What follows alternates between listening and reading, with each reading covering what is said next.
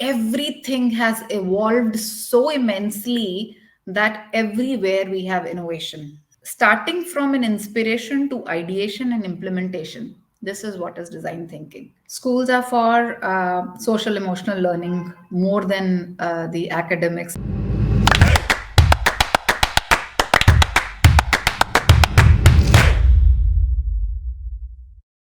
Hello, my dear viewers. I'm your host, Seema Chhoriya, and I welcome you all to another session on great principles.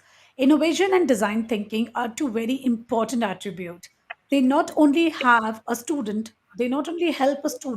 to understand better what they are learning, but can also help them go above and beyond in the work they are doing.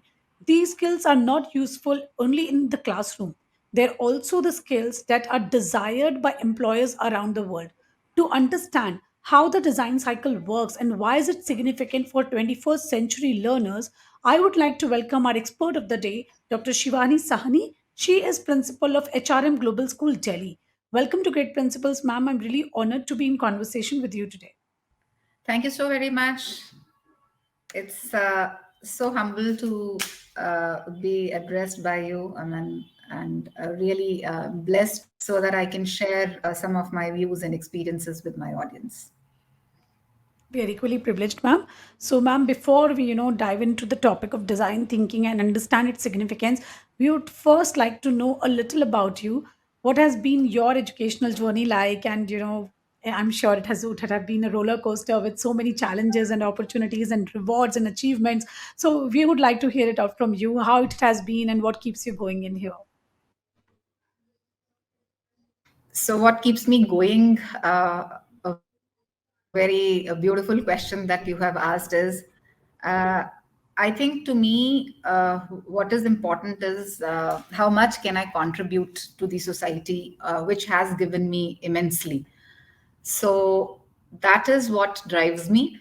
And a couple of my teachers who had taught me in school, so they are a driving force, because when I looked at them, I always had this question in my mind, that how are my mathematics teacher and my biology teacher, the two teachers, Mrs. Seba George and Mrs. Kamleshwari Chavla, and I am in connect with Seba ma'am till now. She has not only mentored me, but also mentored my children.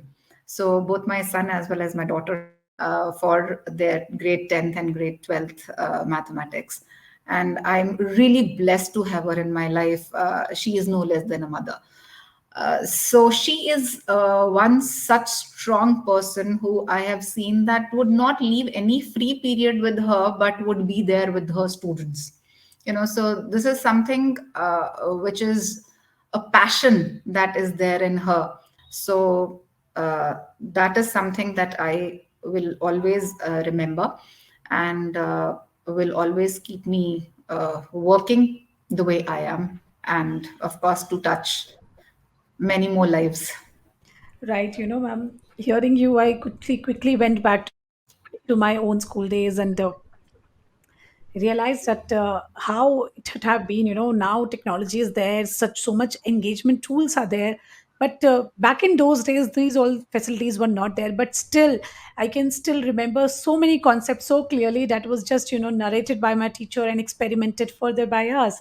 So that was the kind of passion the teacher carried, and that what was imbibed in us also. So, ma'am, now we would like to understand from you how what is design thinking actually, because many of our viewers would not be even conversant with this term. What exactly is design thinking, and how it would help the learner, to face the world ahead? Start with a statement from Elon Musk, who said that failure is an option here, when he spoke about his own organization. So he said failure is an option here. If things are not failing, you are not innovative. And if we look around us, everything has evolved so immensely that everywhere we have innovation. If we look at the current program which is running, which is MasterChef, look at the kind of innovation and the creativity that is there in different kind of cuisines that the home chefs are bringing in, right? As you just mentioned about the technology, you were comparing the technology with the passion in the teacher. Howsoever evolved we are in technology today, but the question is, can we ever replace the passion that is there in this human teacher? No, that is not possible. We need to bring in that change in the teacher's mindset also, as well as in the pedagogy also. So there again, the creativity and innovation, and of course being available to all the students with all the resources that we can, so that we can bring in the best, we can nurture the child with the best. So when I talk about design thinking, what is design thinking? Design thinking is a concept. It is a concept that can be used everywhere, be it a process, be it a solution to a problem. So it is about, again, first and the foremost thing is understanding the need. There is always a need that has to be tapped. Unless we tap the need, we cannot bring in the innovation that will be sustainable. So, first is to understand the need, then think creatively, bring in all the probable solutions on table, right? Look that what kind of product is going to be generated with all the kind of probable solutions, what would be its utility, and how impressive would the structure be, and how sustainable would that structure be. So these are a few things which are very important when we talk about design thinking. Here we are integrating people's needs with a whole array of possible solutions, with empathizing with the users, identifying their pain points, and thinking out of the box solutions, or maybe at times no box at all. So starting from an inspiration to ideation and implementation, this is what is design thinking. So starting from empathy, empathizing with the end user, that is the most important thing which design thinking brings. Right. That's what I would like to say, what design thinking is. So, ma'am, how do you apply it in classrooms? So in classrooms, I'll give you an example that I have been doing with my students off late, because I take the concept of design thinking myself. And so when we talk about design thinking, a very simple example that I took up with my students of grade 5, I asked them to look around themselves and see what is different, because we are a new school. This one, HRM, is a new school. So a lot of students from different schools have joined us in this year. And I asked them to look around and pick up one thing which is different in this classroom from the previous school they were in. So why I asked them this question is because I was pretty much aware from what all schools they were coming and what kind of furniture they had been using. So the desks, the students' table that they were using, they were a little different in our. They are a little different in our school, wherein uh, they have a incision wherein there is a space for keeping the pen or the pencil, so a little stationary, so that it doesn't distract students over and over again, taking out their pencil boxes, and every time they would take out something, they would even look at the eraser, the sharpener, and the scale maybe. So these are the elements which would cause distraction, right? So one of the students mentioned that, ma'am, this desk is different. Okay, so why do you think this desk is different? So they compared their previous school's desks with this desks, and so they came up with this thing that this is what is different, and how the length, breadth, and all other things. So we discussed about that. I kept probing them, and we came up to this thing that probably the teachers would have been struggling with the distraction of students while she was teaching. So she might have been missing on the productive time that could be utilized in a classroom. So the need of the teacher was a distraction free class. And how can a piece of furniture take care of that to some extent? And that is how maybe there was the involvement of carpenters and people, who brainstormed together and came up to a conclusion that let us create something where it all the handy things whichever are required are kept on the table itself. Whenever required, picked up, and whenever not required, just kept it there.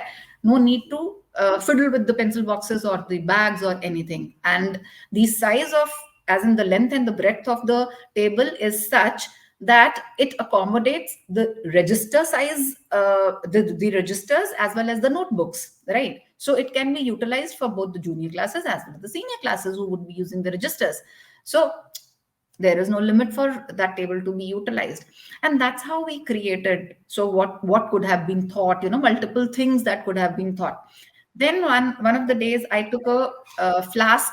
I am in a habit of having cold coffee from Cafe Coffee Day. So Cafe Coffee Day used to serve coffee in a flask container.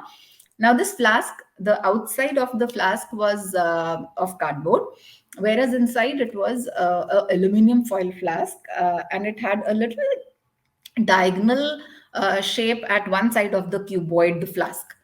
So I took that and I asked the children, I made them sit in different groups, and I gave them each one flask, one carton, and they were asked to observe. So for 5 minutes, they observed that, and then I asked them to write down their observations. After they wrote down their observations, they were given another 5 minutes to discuss within the team. And then they were asked to one by one talk about their observations. So when they started talking about their observations, one of the students said that this is diagonal in shape. All other are tetra packs. All other tetra packs are cuboid in shape, but this has one side as a diagonal side. Okay, ma'am, this is using aluminium foil. Now, in my school, we are a aluminium foil and a polythene free school because we consider ourselves to be a green school. So I keep educating them on sustainable development goals. And this is one thing that the students themselves check themselves also for not bringing the aluminum foil, as well as they check their teachers also. Using aluminum foil, I think we must think of something that can replace this aluminum foil and would be good enough. I said, okay. So then we discussed about, when all of these points were being discussed, then we also discussed then we need to look for a solution for aluminum foil, but that material which will keep the hot thing hot and cold thing cold, at least for half an hour of the transit time, till the time the customer gets that. So these are the ways, we keep probing each other. In the groups we sit, we collaborate together, we brainstorm together, and we come up to some, first the observations, then the solutions, thinking about the end user. So as in here, I was the end user, so I need my cold coffee cold when it comes to me. So what would it be, why a cardboard is diagonal in shape from one side? Because it is easier to pour. We compared that container with the container which is used by real Tetra Pak, the real juices and all of that. So how difficult it is to pour, and there is some spilling of all of that. So these are some ways how I am taking design thinking at my school. So, what I'm understanding it with these kind of practices, when we apply design thinking in classroom, we encourage children to be more creative and come out with the new problem solving ways. Because our problem is visualized by people in different angles. Because everyone has a different thought process and they have a different approach towards it. So, in short, I mean, with these kind of practices, we are giving the child a life education wherein they tackle the problem in their creative manner and find the solution which is apt not only for them but also for the people those who will be affected by it. So a wonderful thing and very beautifully explained with simple life examples, ma'am. And so ma'am, in how can these things can be related with curriculum also, and how can teacher get creative and ensure that every child develops this thing that they start visualizing, that how can the concept which has been taught to me, how this can be applied, and what would be the various outcome of this application, or he may come up with something new which even we haven't yet discovered. So how can this help teachers and the students to I just want to understand that how can we engage a child more in the curriculum with design thinking. Sure. Seema, very, very pertinent question, I must say. So let's once again look at what design thinking is. So when we talk about design thinking is understanding the user, challenging all the assumptions. We think a lot. So we have to challenge all the assumptions, define the problem, very, very specific statements are required to define the problems, then ideate, innovate solutions, and prototype. And when we talk about teachers bringing in, I would relate it, go one step back, considering the Harvard multiple intelligences theory also coming into being. So the theory suggests, Harvard Gardner suggests that there are different learning styles, multiple intelligences. It's a theory of multiple intelligences, which states that there are 8 different learning styles. So there are students in a classroom who would be kinesthetic learners, who would be visual learners, spatial learners, so different types of naturalistic learners and all. So over a period of time, it doesn't really take too long, but maybe a week, 10 days time, within which the teachers start understanding the learning style of the students. Now, once the teacher starts understanding the learning style of the students, the teacher can create different setups in the class. So the first and the foremost thing is to look at what kind of setups are required in my class. It is not necessary that the teacher should take the classroom in the four walls, inside the four walls only. Why can't the teacher go outside the class? When let's talk about a mathematics concept, mathematics can be very well taught in the playgrounds, in a football ground, when we're talking about circle, circumference, chord, all of these things. Basketball court is one of the best examples to teach that, right? So there are different fields in the school itself. Let the teacher be creative enough to take the children there in the outside the classroom and see what should be my setup. So the teacher can be really very creative. So she needs to look at that. Okay, if this is my the learning objective. So considering the learning objective as a uh, defining a problem. So let us consider that, because design thinking talks about not learning objective but defining a problem. So let us consider the teacher's learning objective to be a problem statement, for which let her come up with all the assumptions that these are the types of students in my class who have these kind of learning styles. So these many students would learn like this, these many students would understand the concept like this, these many students would understand the concept like this, and then create a structure which would cater to almost all the students learning styles, right? Because she has the understanding of the user, creative and a dynamic lesson plan, which she can then bring to the classroom, or in whatever setting she wants to take the class, and can keep developing from the already existing knowledge of the students. Students are very well aware. It is just that we need to bring in their knowledge, whatever they are aware of, to the table, strategically align that, and make the children understand how are they going to utilize the information that they have or the knowledge that they have in certain manner. That is Right. only the task of the teacher. Just be a facilitator. Our students are sharp enough. They have a lot of, I would say, they are exposed to a lot of information these days. Sometimes even, when I'm in the class and students might ask me some questions which I am also not aware of, and let's not shy away with that, and let's embrace that, and we embrace it, and the students feel so happy that okay, my teacher also doesn't know something, so let's explore it together, let's do a research work about it together, you know so that kind of learning, I think that is what a teacher has to think about, and just be the facilitator. Everything is possible. I'm hearing you. I feel that design thinking is inevitable. I mean, it has to be practiced unconditionally, and I mean, I don't know why many schools do not, given the fact that IB boards practices this, you know, at core from the Absolutely. beginning. They have a lot of focus on this, and I think now NEP coming into full force, and uh, sweeping up, bringing so many sweeping away changes, and doing so many things, I'm sure that these concepts will be applied at a larger front. So ma'am, thank you so much for explaining us in detail what is design thinking, how you can apply design thinking, what is in there for teachers, and how it ultimately benefits the learner. So ma'am, on this wonderful learning, we now have reached to the last round of the show, which is called the rapid fire round. Okay. So here, ma'am, you need to answer me in one word or a single sentence would also do, Okay. right? So here goes my very first question to you. What do you think education make us, exclusive or inclusive? What do I think education makes us? Okay. I think inclusive. We can include everything, I mean, there is nothing that education would stop us to do. Fine. So we can just embrace anybody and everybody. So that's what I think education teaches us, a lifelong learner. Yeah.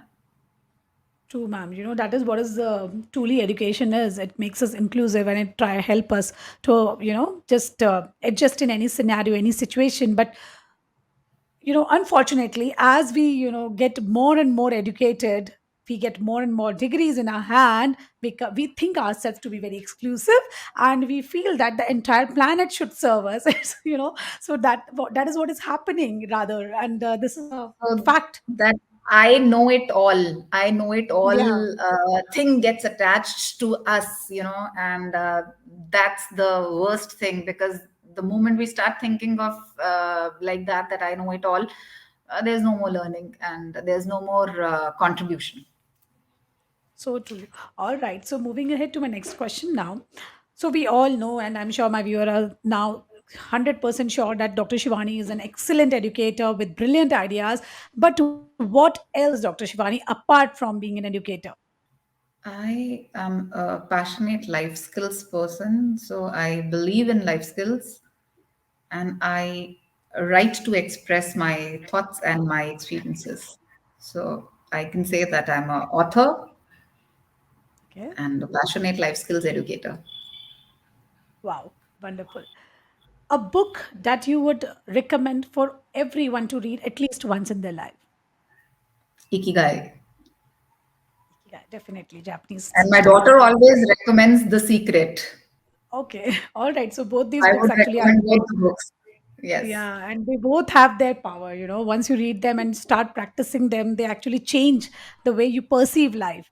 So, moving ahead to my next question, a piece of advice for our millennial parents. There are multiple actually, not just a piece of advice. So, okay. A lot of the millennial parents, they have single child. So I say that these parents have a single child syndrome. So they become overprotective. And Right. my humble submission to them all, please let the child fall down. Life is not successes. Sorry, I am not able to give just one word for it, but life is not all successes. There will be failures, there are failures, and unless the child falls and stands up, bounces back, the child would never learn to be resilient. And I think in these changing times, specifically these ultra paced, you know changing era, which is a VUCA world, which is highly volatile, I think it's very important for us to stop hovering around our child and be a helicopter parent, but be a dolphin parent. So yes, we need to be firm yet flexible. So that's my humble submission to all the millennial parents. So true. We can observe this hovering everywhere, wherever you go, whether in playgrounds or in schools when they come to pick, or even in filling the forms. They're like, "No, beta, you'll come at a mistake. Let me do it." I don't know why. So, Yeah. anyways, so I think We this need is to most give them relevant advice. the Absolutely. We need to give them the choice of making decisions as early on as possible. Yes, of course, we would not let them to, do something which is going to be dangerous for them or harmful for them. But then making choices, like very simple thing, choose the dress you want to wear. What color combination you want to do. Okay, so let's pick up the grocery together. So I think these things are very important for us to start giving the experiences to the child as early as possible. Absolutely. So, moving ahead to my next question, what do you think? Screen has become so essential in our life, but how can we help our little children to learn without screen time? A lot of activities, physical activities. Uh, I remember how I increased my vocabulary through Bubble, Scrabble. These are all available. Why do we have to play that on screen like Wordle? Yeah. We can still get a Boggle or a Scrabble and play with the family members. That will be a good family bonding time as well. So there are a lot of board games still available in the market. They are not replaced. I You mean, know, of course, screen yeah, has replaced that, but we can still go back to them. Ludo is also there on mobile now. So all of these yeah. things are on screen. Uh, but then again, it completely depends upon the parents how we enroll our child for that. It's completely on to us how much exposure are we giving. And then the children role model, the children model. So what the children would see, they would do that.